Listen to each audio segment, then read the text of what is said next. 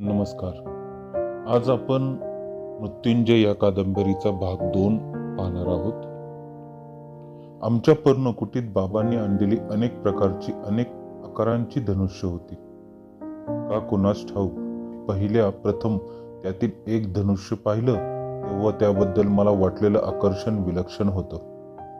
त्याची कपोताच्या मानेसारखी वळण घेतलेली धनकुली मी नुसतं नखांनीच छेडलं तरी झणकार करणारी प्रत्येकाचा मला अतिशय आवडलेली होती. बाबांच्या हातातून जवळजवळ मी ते हिसकावूनच घेतले. हातात ते नाचवीत उड्या मारीत अंगणात घोड्याच्या शेपटीशी खेळत असलेल्या शोनाजवळ मी क्षणात आलो. तो घोड्याच्या शेपटीच्या झुपकेदार गोंड्यातील चमकदार आणि लांब केस काढण्यात गुंतला होता. काहीतरी गुणगुणत होता. त्याला ते धनुष्य दाखवीत मी म्हणालो, शोन, हे बघ आपलं खेळणं. आता घोड्याचे केस उपटायचे सोडून दे. आत्तापासून आपला नवा खेळ सुरू. त्याने हातातील केस झटकन फेकून दे. बघू बघू म्हणत मोठ्या उत्सुकतेने तो नाचत माझ्याजवळ आला. माझ्या हातातील धनुष्य त्याने आपल्या हातात घेतलं आणि डोळे मोठे करून तो म्हणाला, बरंच जड आहे की रे हे. हट, हे कसलं जड? आण इकडे आणि आतून एक बाण घेऊन ये. मी त्याला बाण आणायला पिटाळले. दादाला बाण द्या, दादाला बाण म्हणत तो ओरडतच आत पळाला. मी माझ्या उतराईने त्या धनुष्याच्या वरची धूळ हळूवारपणे पुसली. हातात ते पेलून पाहिलं. इतक्यात शोन एक बाण घेऊन उड्या मारीत बाहेर आलाही. माझ्या हातात तो देऊन समोरच्या वडाच्या झाडाकडे बोट दाखवीत म्हणाला, दादा, मार बघू त्या झाडात हा बाण. मी झटकन प्रत्ययाचा चढविला आणि बाण लावून ती ताकदीने खेचली. एका ठिकाणी हात स्थिर करून डावा डोळा मिटून ती सोडून दिली. खंड्या पक्षाच्या झेपेसारखा तो बाण एका सरळ रेषेत पुढे गेला आणि कचकन पुढच्या वडाच्या झाडात घुसला. क्षणभरातच बाण घुसला होता. त्या जागेतून दूधवर्णी रस टपकू लागला. शोण टाळ्या पिटून उड्या मारू लागला. माझा वेध त्याला आवडला होता. त्या दिवसापासून माझा आणि शोनचा तो एक नित्याचा खेळच झाला होता. आकाशात भराऱ्या मारणाऱ्या शेण पक्षाला बाणानं अचूक टिपणं, वाऱ्याच्या झोताबरोबर इकडे तिकडे हलणाऱ्या शेंड्यावरचा आम्रफळाचा देठ तोडणं, एकाच वेळी 2 बाण सोडून 2 वेगळी लक्ष साधणं, असे विविध खेळ स्वतःलाच विसरून आम्ही घटका न घटका खेळू लागलो. या सगळ्या खेळाचे पंच होते आमचे बाबा. ते सांगतील तेवढ्या गोष्टी आम्ही दोघं नम्रपणे पाळीत होतो. पण माझ्या मनात नेहमी एकच विचार येई, आपणाला हवा तसानी हवा त्या ठिकाणी बाण सोडता आला पाहिजे. लक्ष न पाहता नुसत्या आवाजाच्या रोखानं बाण सोडता आला पाहिजे. सारींद्र प्राणी जसा आपल्या संरक्षणासाठी आपल्या अंगावरील 100-200 नलिका एकाच वेळी सोडू शकतो, तसे आपल्यालाही असंख्य बाण एकाच वेळी सोडता आले पाहिजे. स्वप्न म्हणजे काय हे कोणाला व्यवस्थित सांगता येईल काय? मला तरी ते अतृप्त मनाच्या इच्छा पुरविणाऱ्या कल्पवृक्षासारखे वाटतं. कारण त्या दिवशी रात्री माझ्या स्वप्नात अनेक धनुष्य नाचत होते. फुलांनी सजलेली वळणदार आकाराची टणक पण लवचिक धनकुलीची ती अशी अनेक धनुष्य मी एकामागून एक अशी हाताळीत होतो. दिसले त्या वस्तूवर एकामागोमाग एक असे अचूक बाण सटासट टाकीत होते. स्वतःच्या लक्षवेधावर स्वतःच खुश होत आनंदाने टाळ्या पिटतच मी जागा झालो होतो. एके दिवशी सकाळी मी आणि शोन नगराजवळच्या अरण्यात रथासाठी लागणारी किकर वृक्षाची कठीण आणि टिकाऊ अशी लाकडं आणण्यासाठी गेलो. शोन तर त्या दिवशी फारच आनंदात होता. अरण्यात फिरायला मिळणं ही त्याच्या दृष्टीने फारच भाग्याची गोष्ट. तिथल्या अनेक पक्ष्याचे निरनिराळे मंजूळ आवाज, झाडांच्या फांद्यांची एकमेकांवर घासून होणारी करकर, झऱ्यांची नाजूक खळखळ प्रचंड वृक्षाच्या आधारानं वर चढणाऱ्या वेलींची अविरत सळसळ या सगळ्यांबद्दल त्याला एक वेगळंच आकर्षण होतं. त्याचं वर्णन न थकता तो घटका करी. मला मात्र अरण्यात जाणं तितकंसं आवडत नसे, कारण तिथं सूर्यदेवाचं ओझरतही दर्शन होत नसे. मग माझं मन उगाचच अस्वस्थ होईल. तिथं उगाचच कोंडल्यासारखं वाटे. शक्य तितक्या लवकर मी तिथून बाहेर पडण्याचा विचार करी. मोकळ्या पठारावर आल्यावर मगच मला जरा हलकं मोकळं वाटे. आदित्य नारायणाचं दर्शन घेतल्यावर तर माझा सगळा शीन कुठल्या कुठे क्षणात दूर पळून जाईल. त्या दिवशी किकराची लाकडं घेऊन आम्ही नेहमीप्रमाणे परतलो.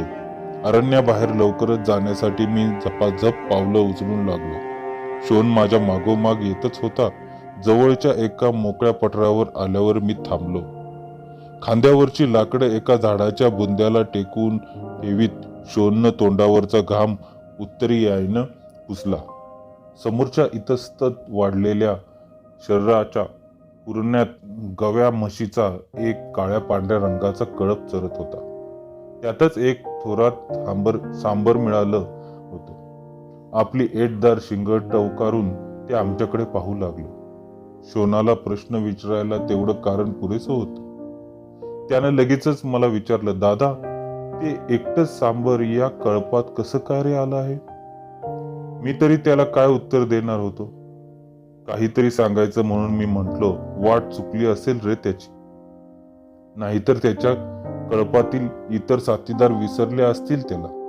पण त्या सगळ्या कळपात ते किती वेगळ्याने उठून दिसते नाही. पण आपले साथीदार सोडून ते एकटंच का भटकत असावं?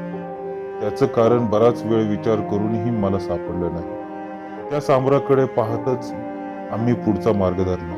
मला त्या सांबराची एटदार शिंग फारच आवडली होती. मी जाता जाता सहज कानांना हात लावला. मासलं कुंडलं हाताला लागली. मीही त्या एटदार सांबरासारखा दिसत असेल का या माझ्या कुंडलामुळे? एक विचार माझ्या मनात तरळून गेला. तसं कुंडलांविषयी मी अनेक वेळा आईला खोदून खोदून विचारलं होतं, पण तिला कधीच त्याबद्दल नीट उत्तर देता आलं नाही. एकदा तर मी तिला स्पष्टच विचारलं होतं, शोन आणि मी सख्खे भाऊ आहोत, मग त्याला का नाही कुंडलं? क्षणभर भेदरलेल्या डोळ्यांनी माझ्या कुंडलांकडे पाहत ती गप्पच बसली. मी मग भानावर येत म्हणाली, ते मला विचारू नकोस, तुझ्या तातांना विचार. हे सांगताना ती गोंधळी होती. मी तसाच बाबांकडे गेलो. त्यांनाही मी तोच प्रश्न विचारला, पण त्यांनी अगदी विचित्र उत्तर दिलं. ते म्हणाले, गंगा मातेलाच विचार त्याचं कारण, तीच कधीतरी तुला त्याचं उत्तर देईल. मी विचार करू लागलो, गंगा माता त्याचं उत्तर कसं बरं देईल? नदीला का कधी तरी बोलता येतं? छे, ही मोठी माणसं अशी का वागतात? लहानांशी ती असं का बोलतात? त्या दिवशी संध्याकाळी सगळ्यांची दृष्टी चुकून मी एकटाच गंगा मातेच्या काठावर जाऊन बसलो. येणाऱ्या तिच्या प्रत्येक लाटेला मी प्रश्न विचारला. एकट्या माझ्याच कानात कुंडलं का? पण एकही लाट माझ्या त्या प्रश्नाचं उत्तर काही देऊ शकली नाही. जगातील सगळीच मोठी माणसं फसवी असतात असं त्या दिवशी मला वाटलं. लहानांना अज्ञानात ठेवणं एवढंच ती करीत असावी, नाहीतर मग एवढी मोठी गंगा माता गप्प कशी? दुसऱ्या दिवशी संध्याकाळी धनुष्यानं खेळताना मी तोच प्रश्न शोनला विचारला. शोना, खरं खरं सांग, तुला का नाहीत कुंडलं? त्यानं उत्तर दिलं. ऐकून मी तर स्तब्धच झालो. तो म्हणाला, मलाही ते माहित नाही. मला तुझी कुंडलं मात्र फार फार आवडतात. रात्री तू झोपलेला असतोस त्यावेळी मी तर ती मंद मंद जगमगत असतास. त्याच्या निळसर प्रकाश तुझ्या तामसर गालांवर पडलेला असतो. उगवितीच्या किरणात नुकत्याच उमललेल्या सुवर्ण कमळासारखी दिसते तेव्हा तुझी चर्या. मी अवाक होऊन त्याच्याकडे पाहू लागलो. तो खोटं बोलत नव्हता आणि माझ्या बाबतीत तर ते कधीच शक्य नव्हतं. माझ्या मनात एकदम अनेक प्रश्नांचं काहूर उठलं.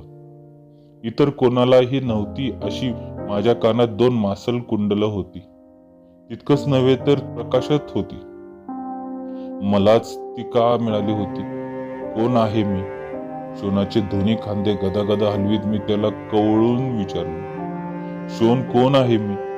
माझ्या डुलणाऱ्या कुंडलांकडे शांतपणे डोळाभर पाहत तो निरागसपणे म्हणाला, माझा मोठा भाऊ वसुदादा. त्याचे खांदे मी तसेच झटकून दिले.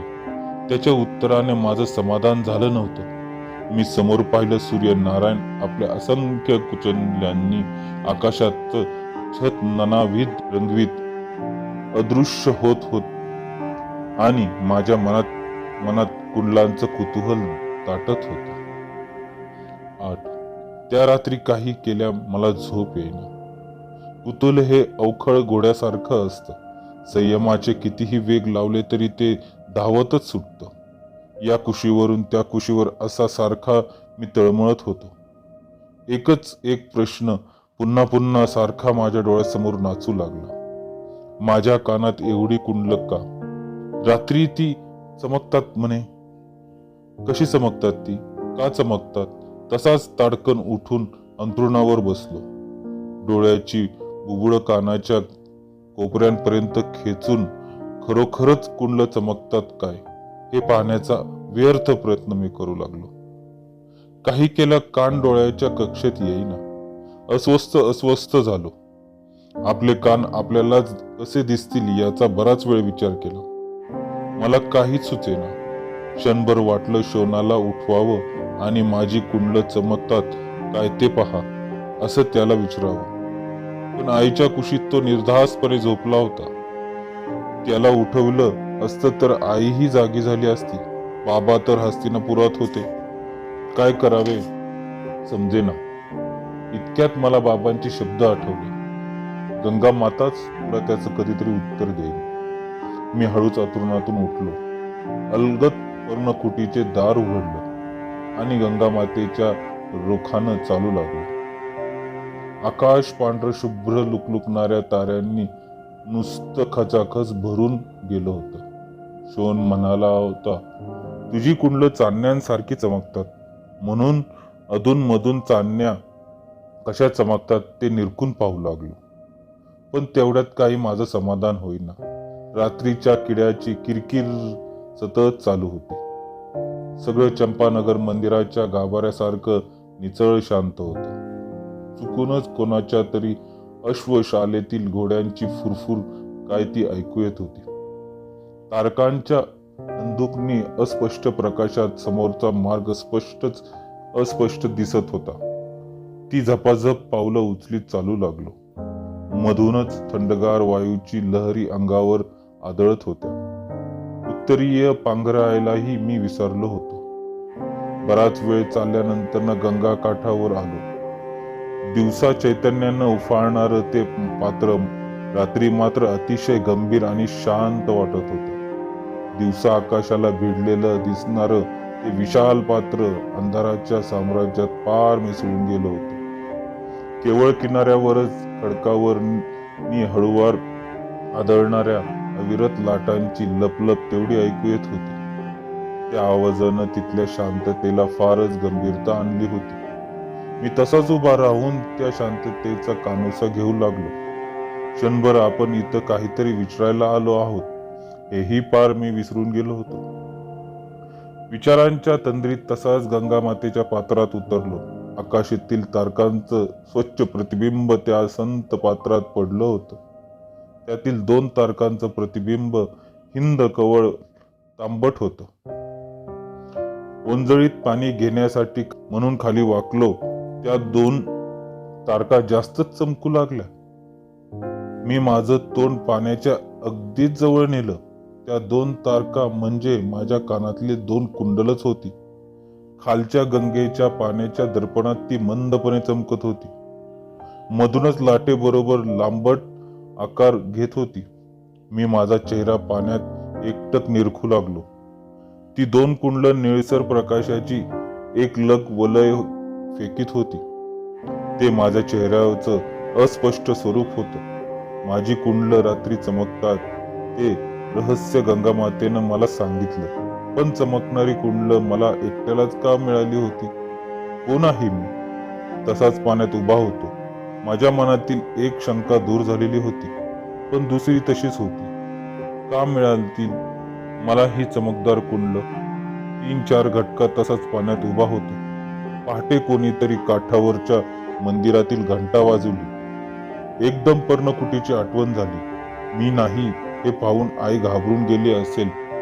लवकर परतावं म्हणून समोर पाहिलं. पूर्वेकडची बाजू हळूहळू उजळू लागली होती. अंधाराच्या साम्राज्यात विरलेले गंगामातेचं पात्र पुन्हा निळ्याभोर आकाशाच्या हातात हात घालून उभं होतं. पहिल्याच पर्जन्याच्या सरीनंतरनं एखाद्या पिवळसर कोंब धरती मातेच्या कुशीत हळूच बाहेर डोकावू लागला. तसे दूरवर सूर्य देव गंगामातेच्या उदरावर वर येत होते. मी त्यांच्याकडे पाहिलं. माझं मन शांत झालं होतं. नकळत ओंजळभर पाणी घेतलं. डोळे मिटून त्या पाण्याचं अज्ञ हळुवारपणे मी सूर्यदेवांना दिलं आणि परतलो. रात्री अस्पष्ट दिसणारा मार्ग आता उजळून निघत होता. रात्री मंदिराच्या गाभाऱ्यासारखं शांत वाटणारं चंपानगर आता मंदिराच्या कळसावर फडफडणाऱ्या त्रिकोणी ध्वजासारखं चैतन्यमय वाटत होतं. परत आल्याबरोबर आईनं मला विचारलं, कुठे गेला होतास? ती किती घाबरली होती. गंगा मातेच्या काठावर. तू नाहीस, पण तिनं दाखवलं मला माझ्या कानातील कुंडलं कशी चमकतात ती. अतिशय भेदरलेल्या दृष्टीनं तिनं माझ्याकडे पाहिलं. मधून मधून ती माझ्याकडे अशाच विचित्र दृष्टीने पाहत असे. ती मला आणखी काहीतरी विचारणार होती. ते टाळण्यासाठी म्हणून लागलीच मी बाहेर आलो. आमच्या पर्णकुटी समोर एक मोठा वटवृक्ष होता. वृक्ष कसला? अनेक रंगाच्या अनेक आवाज काढणाऱ्या पक्ष्यांनी अधिकाराने वसाहत केलेले ते एक छोटस पक्षी नगरच होतं. ग्रीष्मात तो वृक्ष लहान लहान तांबड्या फळांनी डवरून जाई. त्यावेळी तो लुकलुकणाऱ्या असंख्य तारकांनी बहरून गेलेल्या आकाशासारखाच दिसे. त्याच्यावरचे पक्षी त्यावेळी फारच आनंदात असत. निरनिराळे आवाज काढून आपला आनंद ते एकमेकांना बोलून दाखवित असावेत. त्यांचा तो किलबिलाट मी स्वतःला विसरून घटका न घटका कान देऊन ऐकत असे. मला वाटे आपणही त्या वृक्षांसारखं व्हावं. आपल्या अंगावरची सगळी फळ पक्ष्यांनी खावीत. कोणत्याही वृक्षावर न बसणारा सर्वश्रेष्ठ पक्षीराज गरुडा सुद्धा माझ्याकडे यावा. सळसळणाऱ्या जिवंत सर्पाशिवाय काही न खाणाऱ्या त्या पक्षीराजानं प्रथम मोठ्या ऐटीत म्हणावं, छी, असली किलबिल फळ खाण्यासाठी माझा जन्म नाही. मी माझ्या हिरव्यागार पानांचे हात जोडून त्याला वंदन करून म्हणावं, फळ नको खाऊ पक्षीराज, पण विश्रांतीसाठी तरी जरा थांबशील की नाही? थोडा वेळ त्यानं थांबावं आणि भरकन उंच भरारी मारण्यापूर्वी जाता जाता माझ्या अंगावर एक फळ त्यानं हळूच टिपावं. पक्षीराजाच्या त्या पराभवावर आनंदित होऊन मी माझ्या पानांच्या असंख्य हातांनी टाळ्या पिटाव्यात. अंगावरच्या उत्तरेच्या वेली करून त्या आनंदातिशयाने अवकाशात उडाव्यात. मी त्या वृक्षाकडे पाहत होतो. त्याचा आकार गदेसारखा होता. वर फांद्यांच्या गोलाकार घेरणी, खाली बुंद्यांच्या बळकट दंड. इतक्यात खोड कसा कसला तरी आवाज आला म्हणून तिकडे पाहिले. भगदत्त नावाच्या आमच्या शेजारी राहणाऱ्या एक सारथी आपल्या हातातील आसुडाचे फटकारे काढीत येत होता. मी त्याच्याकडे आश्चर्याने पाहिलं. हातातील आसूड मानेभोवती लपेटीत तो म्हणाला, काय वसू, काय पाहतो आहेस? काही नाही, पक्षी पाहतो आहे, मी उत्तर दिले. या वटवृक्षावर कसले पाहतोयस पक्षी? पक्षी पाहायचे असतील तर अरण्यात अशोकाच्या वृक्षाजवळ जायला पाहिजे. या वटवृक्षावर कावळेच जास्त असतात. ही किलबिल फळ खाण्यासाठी ते जमतात. हातातील आसुडाच्या दंडाने खाली पडलेली काही फळ उडवीत तो म्हणाला, कावळे? होय भारद्वाज, शेण, कोकिळ असले पक्षी चुकून असायचे इथे. एखादा कोकिळ असतो, तोही कोकिळेच्या धूर्तपणामुळे. कसलं धूर्तपणा? मी त्याला कुतूहलाने विचारलं. अरे कोकिळा आपलं अंड कावळी नसताना हळूच तिच्या घरट्यात नेऊन ठेवते. अंड्याचा रंग आणि आकार कोकिळ्याच्या अंड्यासारखाच असतो, त्यामुळे कावळीला आपल्या घरट्यात दुसऱ्या कुणाचं तरी अंडे असावं अशी शंकाच नाही येत. मग कावळी कोकिळ्याचे अंडे उबवते आणि मग सप्तस्वरात ताना मारून आसमात भारून टाकणारा एक कोकिळ कावळीच्या घरट्यात आपसूक वाढू लागतो. त्यानं आसूड मानेभोवती लपेटला. कोकिळनी कोकिळ्याच्या घरट्यात. मी विचार करू लागलो, असं कसं शक्य आहे ते? भगदत्ताची कल्पना खोटी नसेल कशावरनं? आणि क्षणभर तो म्हणाला, तेही खरं मानलं तरी कुठं बिघडते? कावळीच्या घरट्यात कोकिळ वाढतेही असेल, पण तो काही कावळा म्हणून तर वाढत नाही. वसंत ऋतूच्या योग्य काळ येताच त्याची सप्तस्वरातील तान इतर पक्ष्यांना गरजून सांगते की मी कोकिळ आहे, मी कोकिळ आहे. एक दिवशी नगरातील सगळी मुले एकत्र जमून नगराबाहेरच्या पठारावर खेळत होती. राजसभेचा खेळ खेळण्याची कल्पना कोणीतरी काढली होती. खरंच मुलं म्हणजे प्रतिसृष्टी निर्माण करणारे ऋषीच नसतात का? त्या दिवशी सगळ्यांनी राजसभेचा थाट उभा केला होता.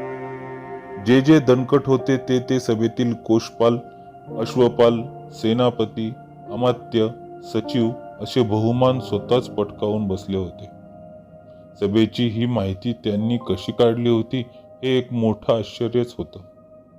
मध्येच एक उभट असा मोठा पाषाण होता. ते त्यांनी राजसिंहासन ठरविले होतं. त्यांच्यामध्ये सेनापती झालेल्या शोनाला मी परत बोलावून आणण्यासाठी चाललो होतो, कारण बाबा त्या वेळी नुकतेच हस्तिनापुराहून गावी आले होते. आल्याबरोबर त्यांनी मला एक अत्यंत आनंदाची वार्ता सांगितली. परत जाताना ते मला आपल्या बरोबर हस्तिनापूरला नेणार होते. तिथं द्रोण नावाचे एक अत्यंत युद्धकुशल आणि विद्वान गुरुदेव आहेत, असं त्यांनी मला सांगितलं. त्यांच्या हाताखाली ते मलाही युद्धविद्येचं शिक्षण घेण्यासाठी ठेवणार होते. ती वार्ता ऐकताच मला एकदम शोनाची आठवण झाली. पण तो पर्णकुटीत नव्हता. त्याला समजुतीनं ही वार्ता सांगायची असं मी ठरवलं होतं, कारण त्या वार्तेने तो आई बाबांच्या जवळ हस्तिनापूरला स्वतःहूनही जाण्याबाबत अट्ट धरील अशी भीती होती. त्याची समजूत काढताना आम्हा सर्वांनाच अवघड जाणार होतं. मी पठारावर आलो तसा सर्व मुलांनी एकदम मोठ्यानं गलका केला. वसूला बोलवा, वसूला बोलवा. शोनानं तर आनंदाने हात उंचावून मला हाकच घातली. वसुदादा लवकर ये. मी झपाझप चालत त्याच्याकडे गेलो. मी गेल्याबरोबरच सर्वांनी मला गरडा घातला. सगळे एकदम मोठ्याने ओरडू लागले. त्यामुळे ते काय म्हणतायत ते मला चटकन समजेना. राजा, वसू, कुंडल, सेनापती सगळं विचित्र सरमिसळ होतं. शब्द गरगरत कानावर आदळू लागले. दोन्ही हात उंचावून शेवटी मी ओरडलो, सगळे गप्प बसा बघू. आणि मग लागली सगळे शांत झाले. आम्ही सर्वांनी राजसभा तयार केली आहे. एकटा राजाच तेवढा आम्हाला योग्यसा मिळत नव्हता.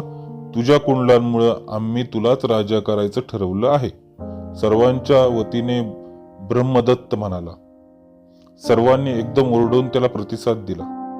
अरे पण मी शोनाला बोलून न्यायला आलो आहे, मी म्हणालो. शोन नव्हे, सेनापती. आणि सेनापतींना बोलवायला महाराजांनी जायचं नसतं. आम्हा सेवकांना तशी आज्ञा करायची असते. बहुतेक उगाच खट्याळपणे म्हणाला. आणि आपण हो सेनापती, आपण महाराजांना अशी नावानं हाक मारायची असते का? म्हणे. अरे वसू इकडे ये. सेनापतीच नियम मोडू लागले तर मग सेनेने काय करावं? अमात्य झालेल्या ब्रह्मदत्तानं शोनाला दटावणी दिली. मी आडेवेडे घेत असतानाच त्यांनी मला दंडाला धरून सरळ त्या काळ्या पाषाणावर नेऊन बसवलं. अत्यंत आदराने वाकत ब्रह्मदत्त म्हणाला, चंपा नगराधिपती वसुसेन महाराजांचा आनंदातिशयानं त्याला प्रतिसाद दिला. विजय असो. सगळे खाली बसले. माझी आता सुटका होणं शक्यच नव्हतं, म्हणून मीही राजाच्या ऐटीत म्हणालो, अमात्य, सभेचं कामकाज सभेपुढे सादर करण्याची अनुज्ञा आहे. असं आमचं बोलणं चाललं आहे. इतक्यात शेजारी चरणाऱ्या गुरांतील एक धिप्पाड खोड जयराज जयकारांच्या मोठ्या आवाजानं बिथरून गेला. आपली गोंडेदार शेपटी त्यानं ताट उंच केली, कानांनी आवाजाचा वेध घेतला, फुसकारत नाक पुड्या विस्कारल्या आणि शिंग रोखून तो सरळ आम्ही बसलो त्या दिशेने कानात वारा भरल्यासारखा धावून येऊ लागला. ब्रह्मदत्तानं त्याचं ते 11-11 रूप पाहिलं आणि भेदरून जीव घेऊन स्वैरपणे पळता पळता हात उंचावून तो ओरडला, सेनापती महाराज, पळा पळा, राज्यावर संकट. पावसाचं पाणी जमिनीवर पडल्याबरोबर जस क्षणभरातच पांघरतं तसे सगळे क्षणात कुठल्या कुठं पसार झाले. शोन माझ्याजवळ येऊन पळून जाण्यासाठी मला हाताला धरून ओढू लागला. मी झटकन त्या पाषाणावर ताट उभा राहिलो. शोनाला वर घेऊन माझ्या माग त्याला उभं केलं. झंझावातासारखा तो खोड आमच्या दिशेने येऊ लागला. त्याचे डोळे गरगर फिरत होते. समोर दिसल त्या वस्तूला धडक मारून तिच्या ठिकऱ्या ठिकऱ्या उडवण्यासाठी त्याच्या मस्तकातील नस ननस उतावळी झाली असावी. त्याच्या तोंडातील लाळेतील लपलपती धार लोंबळत होती. मध्येच ती किरणात चमकत होती. पाषाणासमोर आल्याबरोबर तो थोडा वेळ थांबला. पुढच्या पायांच्या खुरांनी त्यानं खरखर माती उकरली आणि शिंग रोखून तो सूचीबाणासारखा एकदम उसळला. मी क्षणभर आकाशात पाहिलं. सूर्यदेव आपल्या रथाचे असंख्य घोडे केवळ आपल्या 2 हातांनी सहज आवरीत होते. काही समजायच्या आत मी शोनाला मागे सारलं आणि दुसऱ्या क्षणी माझ्या हातांनी जबरदस्त पकड खोंडाच्या शिंगाभोवती पाडली. शोनानं दादा म्हणून हंबरडा फोडण्याचे अस्पष्टपणे मला ऐकू आलं. पुढं काय काय झालं ते मला स्पष्टपणे आठवत नाही, पण जसे मला उडवून लावण्यासाठी त्या जनावरानं जबरदस्त हिसके मारले होते, तसतसे माझे दोन्ही हात त्याच्या शिंगाभोवती जास्तच आवळत गेले होते. माझे शरीर रथचक्राच्या लोखंडी धावा तापल्यावर जसा रसरशीत होतात तसं झालं होतं असे मला वाटलं. त्यानंतर वसू कोण होता, कुठे होता, मला काहीच समजलं नाही. जागा झालो त्यावेळी मी त्याच पठारावर होतो, पण माझं डोकं आईच्या मांडीवर होतं. जवळच बाबा उभे होते. त्यांनी हातात त्या खोंडाचे वेग धरले होते. मगाशी डोळे विस्कारून उधळणारा तो खोंड आता दमून थापा टाकीत उभा होता. त्याच्या तोंडातून फेस येत असावा. माझ्या डोक्याजवळ शोन उभा होता. एकटक तो माझ्याकडे पाहू लागला. मी डोळे उघडताच त्याच्या मुखावर हास्याचे एक लहेर चमकू लागली. मी आजूबाजूला पाहिलं. मघाच्या खेळीतील ब्रह्मदत्त, वीरबाहू आणि त्याचे सोबती पुन्हा सभोवती जमले होते. मला एकदम राजसभेची आठवण झाली आणि क्षणापूर्वी आपल्या अंगात एक कसली तरी तत्वशक्ती होती असं वाटू लागलं. क्षणात ती शक्ती कुठेतरी निघून गेली होती. मला अतिशय थकल्यासारखं वाटू लागलं होतं, पण माझं अंग कुठेही ठणकत नव्हतं. मी झटकन उठून बसलो. आपणाला कुठेतरी लागलं असेल म्हणून मी माझ्या शरीराकडे पाहिलं. अंगावर कुठेही एक साधा ओरखडा सुद्धा नव्हता. मी उठून उभा राहिलो. बाबांजवळ जात त्याच्या हातातील वेद हातात घेतले. त्या धावणाऱ्या खोंडाच्या पाठीवर एक सनसनीत थाप मारली. त्याच कातड भित्तीनं क्षणभर थरथरलं. आपली शेपटी आत ओढीत तो माझ्यापासून झटकन दूर झाला. शेजारीच त्या खोंडाचा गोपाल उभा होता. त्याच्या हातात मी त्या खोंडाचे वेग दिले. तो गोपाल डोळे फाडून माझ्याकडे पाहत आपल्या खोंड घेऊन निघून गेला. राजसभा ही संपली. 11. झालेल्या सर्व घटनेचं वर्णन संध्याकाळी ऐकलं. शोनानं सांगितलं की त्या खोंडानं मला उडून लावण्यासाठी अनेक प्रकार केले होते, पण माझ्या पुढे त्याचं काहीच चाललं नाही. चांगल्या 2 घटका तो चारी पायी उधळीत मान झटकत होता. त्यानं आपल्या शरीराला अनेक विचित्र झटके दिले होते. मधूनच तो उंच उडी मारी, पायाच्या खुरांनी जमीन उकरी, पण शेवटी तो दमला आणि गप्प उभा राहिला. त्याच्या तोंडातून फेसाची धार लागली. तो एकसारखा फुसफुसत लागला. तेवढ्यात शोनानं धावत जाऊन बाबांना बोलून आणलं. त्यांनीच त्याला वेग घातले, पण माझ्या हातातील पक्कड सोडविताना मात्र त्यांना फारच त्रास झाला. माझ्या अंगाला हात लावला की अग्नीसारखा चटका बसत होता म्हणे. मी विचार करू लागलो, 2 घटका एका रानटी शक्तीशी झटापट खेळूनही माझ्या अंगावर एक सुद्धा ओरखडा कसा नव्हता? माझं शरीर हाताला चटका बसण्या इतपत कसं तापू शकलं? शोनाला मी कुतूहलतेने विचारलं, शोना, तुला कधी खेळताना लागलं होतं काय रे? तो म्हणाला, अनेकदा. एकदा तर गंगेच्या पाण्यात मी खोलवर सुरकांडी मारली. पाण्यात टोकदार शिळा होती. माझं डोकं नेमकं तिच्यावर आदळलं. एकदम डोळ्यासमोर काजवे चमकले. पाण्याबाहेर आलो तो पाण्यात रंग लाल भडक करीतच होत. माझ्या डोक्याला खोक पडली होती. ब्रह्मदत्तानं मला पाण्याबाहेर काढलं होतं. कसला तरी औषधी पाला दगडानं वाटून त्यानं त्याचा रस माझ्या डोक्यावर सोडला होता. आई रागवेल म्हणून मी हे तिला कधीच सांगितले नाही. तुम्ही सांगू नका. माझ्या डोकं वाकवून त्यानं डोक्यावरची जखमेची खून मला दाखवली. शोनाला खोक पडले. त्याच्या अंगातून रक्त वाहतं. मग माझ्याही अंगातून ते वाहणारच. धन्यवाद. चॅनेलला सबस्क्राईब करा, लाईक करा, शेअर करा.